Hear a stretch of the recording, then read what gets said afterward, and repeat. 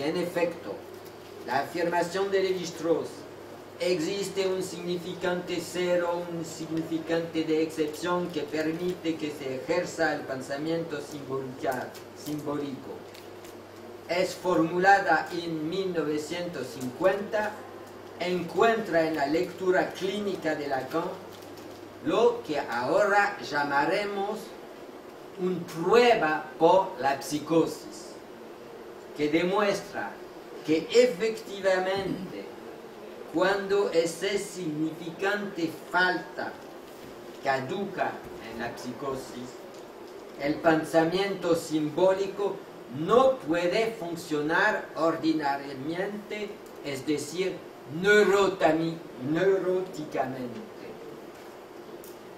Si por su teorización de la psicosis, que depende entonces de lo que tomo de Lévi-Strauss, Lacan modifica la clínica psicoanalítica, modifica también el campo de la antropología, ya que da a la afirmación de Lévi-Strauss respecto de la única función del significante cero un estatus que renueva su posición para el conjunto del campo científico, ya que se trata ahora de una afirmación sobre lo social que se encuentra verificada por lo mental. Pero me dirán, ¿qué idea extraña verificar así lo social por lo mental? ¿No ve que introduce ustedes una especie de mezcla de géneros científicamente poco admisible?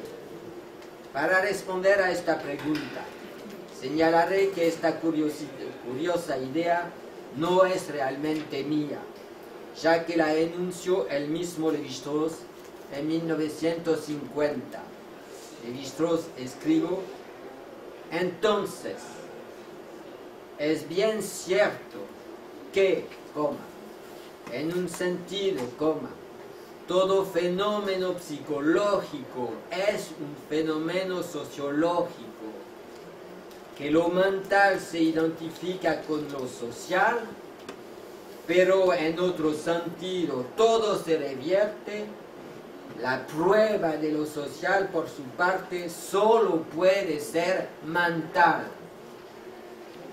Afirmo entonces finalmente que Lévi-Strauss no dejó de lado la cuestión de la psicosis y que tenemos entonces fundamentos desde el punto de vista antropológico también para incluir el momento psicótico del sujeto en nuestros requisitos, pero también que, dos, el antropólogo designará la producción de un mito como lo que más tarde se llamará con Lacan un modo de supleancia o de reemplazado a la caducidad del nombre del Padre. En total, entonces, la teoría lacaniana de la psicosis aparece como un paradigma del cruce ideal entre psicoanálisis y antropología, ya que seguramente es por ella y entonces por la teoría de lo mental como mejor se valida uno de los aspectos cruciales y sin embargo hasta ahora muy poco comentados de la antropología de Lévi-Strauss, designando nada menos que la condición de ejercicio del pensamiento simbólico en la existencia de una significante cero, a saber una teoría de lo social y más particularmente una teoría de la posibilidad misma de lo social. Si la teoría del significante cero permite la teoría lacaniana de la psicosis, la teoría de la psicosis valida la teoría del significante cero, como hemos señalado. Pero para concluir, nos falta aún agregar que esta ocurrencia de validación no es única en el corpus de Lacan, ya que la elucidación de los síntomas por la vía del desciframiento de los significantes que Lacan promovió desde su informe de Roma, valida de manera aún muy espectacular la revolución, a menudo erróneamente imputada a Lacan, pero que corresponde al etnólogo, por la que Lévi-Strauss dio vuelta en un gesto decisivo al algoritmo de Saussure, que da desde entonces y para el análisis del orden simbólico la prevalencia al significante y ya no al significante. Esta revolución teórica que trastocó la antropología y también el psicoanálisis, y más ampliamente el conjunto del campo de la ciencia del hombre, ya que permitió al programa estructuralista hacer su camino en el conjunto de este campo, no obstante, corresponde al psicoanálisis volver a dar siempre, y por lo recurrente de sus interpretaciones mutativas, la prueba de los buenos fundamentos de estas revoluciones epistemológicas. Concluyo. Entonces es cierto que en un sentido todo fenómeno psicológico es un fenómeno sociológico, que lo mental se identifica con lo social, pero en otro sentido todo se revierte. La prueba de lo social solo puede ser mental. Muchas gracias. Yo voy a tirar una primera piedra en el estanque, que es retomar algo de lo que a nosotros, digo como equipo de trabajo, como programa de trabajo de psicoanálisis y prácticas socioeducativas, y quienes son, porque identifico algunos nombres de alumnos o exalumnos, que también hay quienes están aquí presentes. En nuestro diploma superior, es decir, en el primer año de la especialización, hay una clase de Marcos en la que él introduce esta idea que presentó aquí, es su tesis sobre la falacia, podríamos decir, del declive del padre, de la figura del padre, ¿no? O del padre, podríamos decir, como una causa de los síntomas, de las crisis y demás. Para nosotros fue muy fértil en las instituciones educativas, que es donde focalizamos nuestro trabajo, ver de qué modo esa idea de que la razón por la cual se presentan algunos problemas es porque no hay padre, o porque no hay un padre fuerte. De hecho, hay una de las colegas de nuestro equipo que hoy no pudo llegar, pero que el caso que ella construyó, nosotros trabajamos en la construcción de casos, en la especialización, pero son casos que no son casos de la clínica individual, lo llamamos casos porque justamente traman lo institucional, lo social y lo subjetivo. En la construcción de este caso, Ivana Belizán, que es de quien construyó este caso, ella trabaja sobre podríamos decir, una representación social que tiene mucho peso en las instituciones, que es cuando las maestras, los maestros le atribuyen ciertos problemas de algunos niños o niñas al hecho de que no tienen, el problema es que no tienen padre. Esa es la explicación. Y eso cierra muchísimo las posibilidades que tiene un maestro, el campo educativo, para poder intervenir. Es una idea que tiene una raíz sociológica, pero que tiene una altísima incidencia institucional y también en el abordaje que se hace de las cuestiones subjetivas con esos niños. Entonces, desabrochar la figura del padre para pensar la función paterna más allá de la figura y pensar cuáles son las operaciones que atañen a la función paterna, que puede estar encarnada por múltiples personajes imaginarios, abre muchísimo el juego de las intervenciones. Comento esto porque quizás es uno de los modos en que nosotros vamos construyendo y recogiendo esta trama que fundamenta Marcos en relación a lo social y lo subjetivo, y a lo que le agregamos nosotros la trama institucional, la necesidad de leerla de manera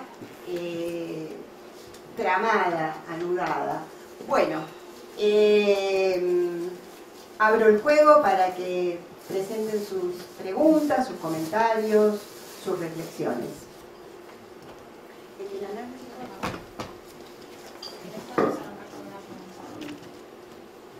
Nicolás Lobos consulta.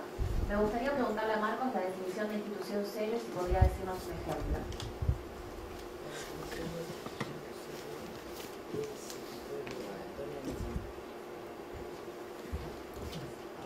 Bueno, la definición de la institución cero es de Lévi-Strauss, no es una invención mía. Yo solamente interpreto el descubrimiento de Lacan, o la cosa de la forclusión del nombre del padre, y yo busco de dónde viene a Lacan esta idea que un punto de forclusión de un significante mayor, que es el nombre del padre, puede desencadenar en una manera de hablar, de estar encerrado en el sistema simbólico, como lo es el que es sujeto a la psicosis. Es un tipo, bueno, Lacan sostiene que falta en el universo simbólico que es sujeto a la psicosis, falta un significante que se llama el nombre del padre.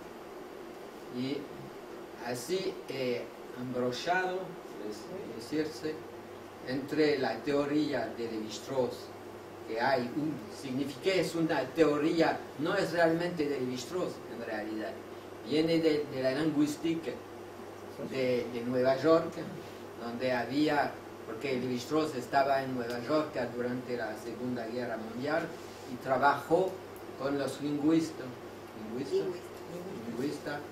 de Nueva York, que construyen una escuela de lingüística. Bueno, se ve que para pasar en la enseñanza de Lacan, se ve que pasó de un punto de lo que yo llamo el joven Lacan, el primero Lacan, que sostenía que lo que es predisponer, no, que es predisposé, que está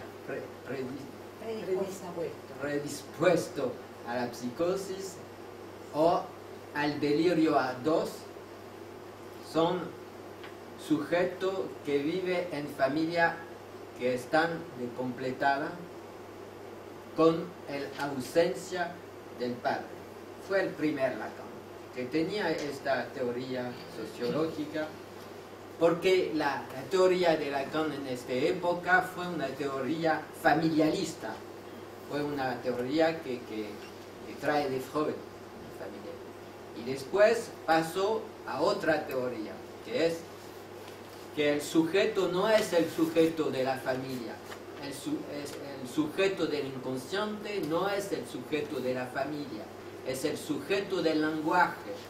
Y para entender lo que pasa con este tipo de palabra, que es una palabra como cualquiera, pero diferente, que es la palabra del sujeto de la psicosis,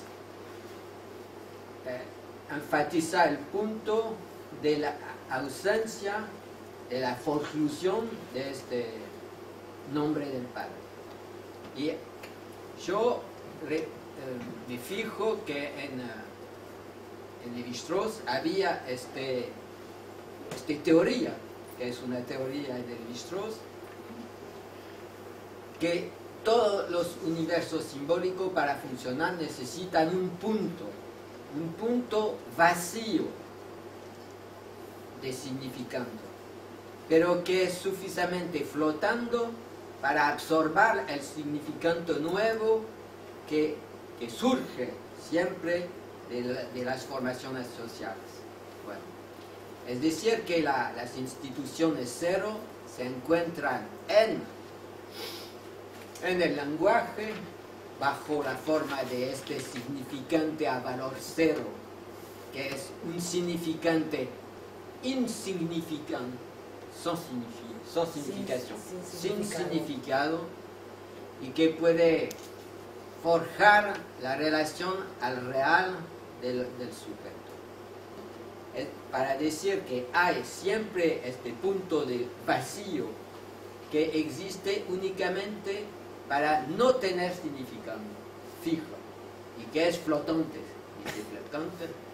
y después hay teoría de Lévi-Strauss también que explica que hay no solamente este significante cero en la palabra de cada universo cultural que tiene múltiple contenido, pero que se puede percibir también en la estructuración de pueblos, de villages, de pueblos que él estudió en América. Bueno, es decir, que para Lévi-Strauss las instituciones que ustedes exploran son formación de lenguaje también, y hay que ver cómo es necesario en todas las instituciones, cuando hace un grupo, un universo, que hay una institución que está vacía. Es lo porque Lacan buscaba una situación en su escuela propia de mantener este sitio, que es un sitio vacío, pero muy fuerte, muy importante, por el vacío del contenido del maestro, el amo. Y él, bueno, es toda la historia de la paz. No sé si existe aquí en Argentina una teoría de la paz, es decir, que como al final de un análisis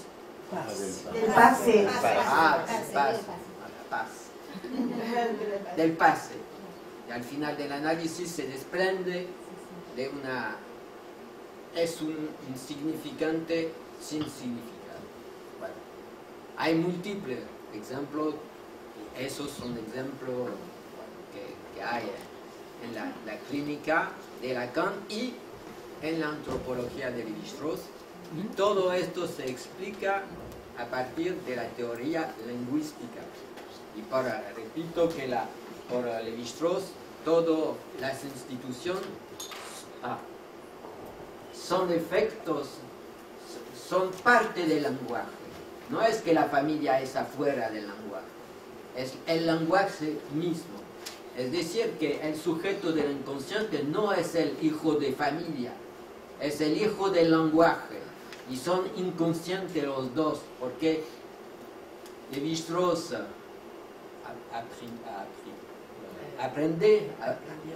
aprendió de Boas, que fue el profesor de la antropología en Estados Unidos, que el inconsciente está producido por la lengua, es un efecto de la lengua. Es por eso que podemos trabajar en análisis únicamente con la lengua, con la palabra, porque si no, no tendríamos ni un efecto sobre lo que pasa con el paciente que está atrapado, se puede decir, en un núcleo de palabra. Bueno,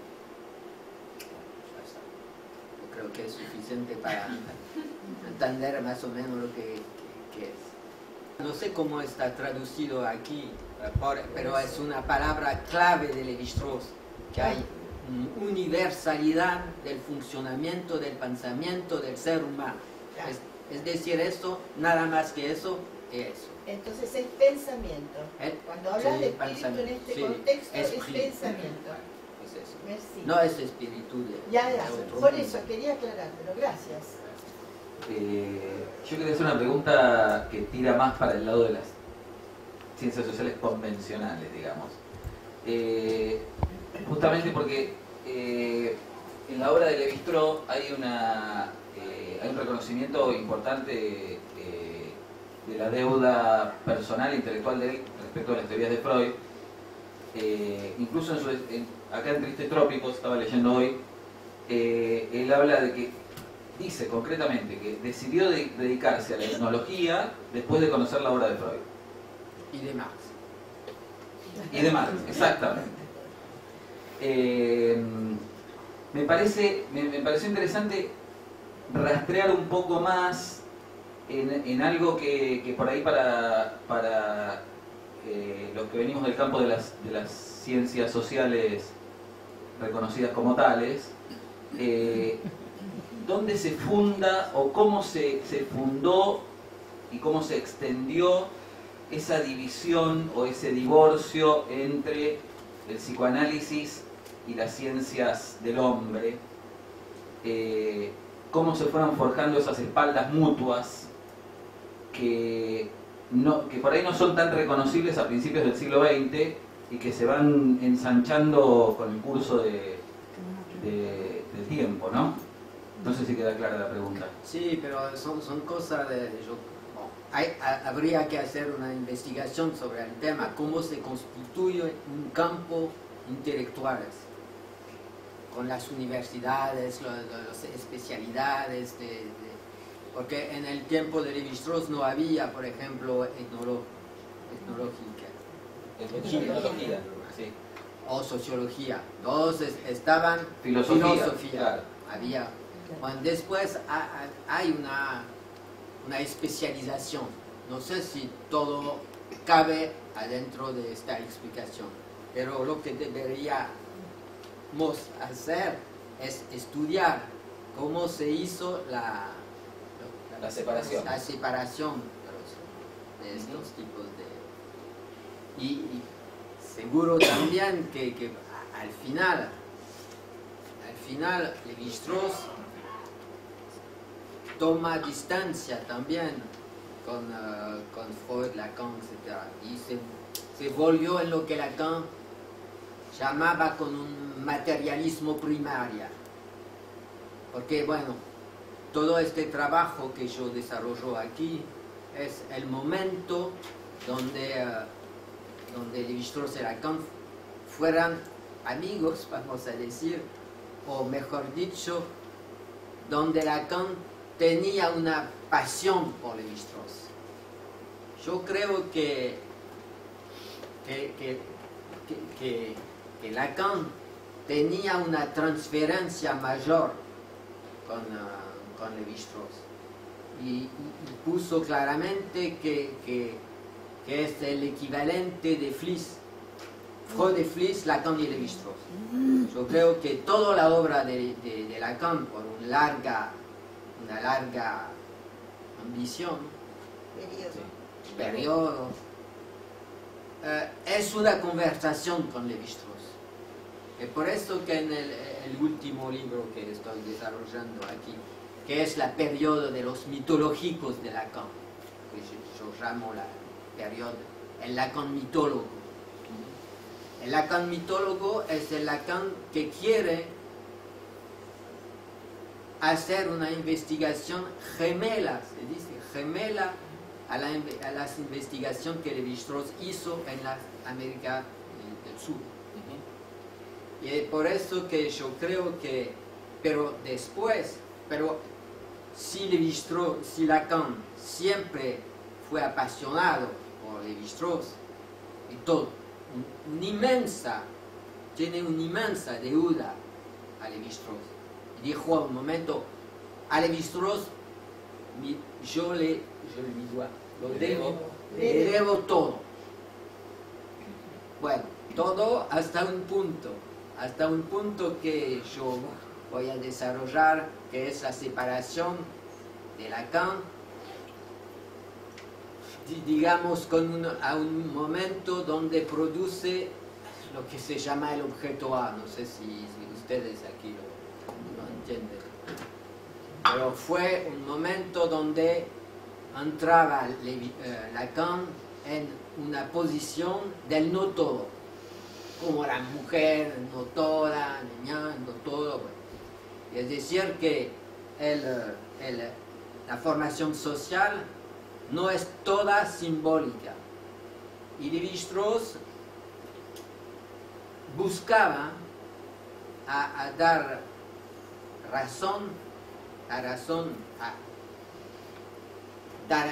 poner a la luz las razones de lo social únicamente en esta posición del análisis del simbólico.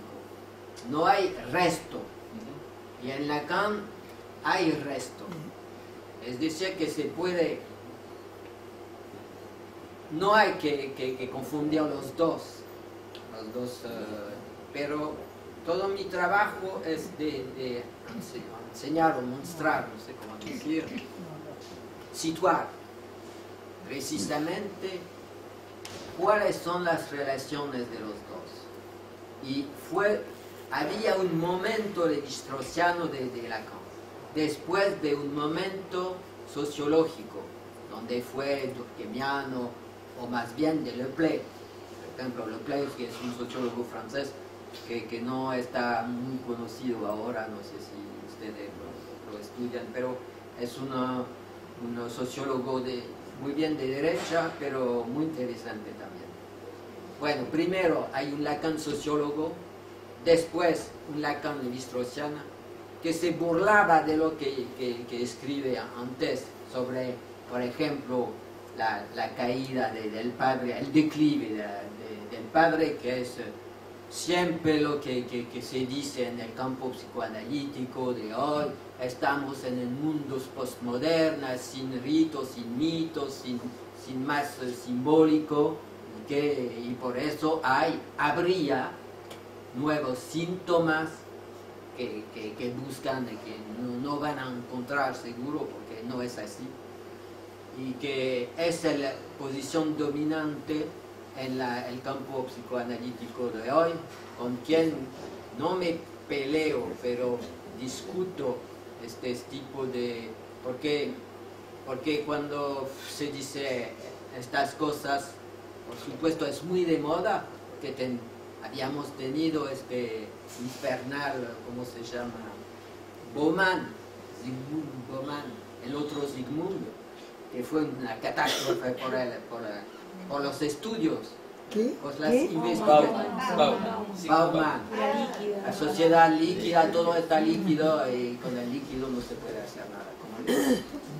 Y este tipo, que fue un miembro del KGB, por supuesto él sabía que estaba una estructura fuerte, pero no ve la evolución de las estructuras, porque las estructuras no son fijas, no es porque hay estructura que es fija.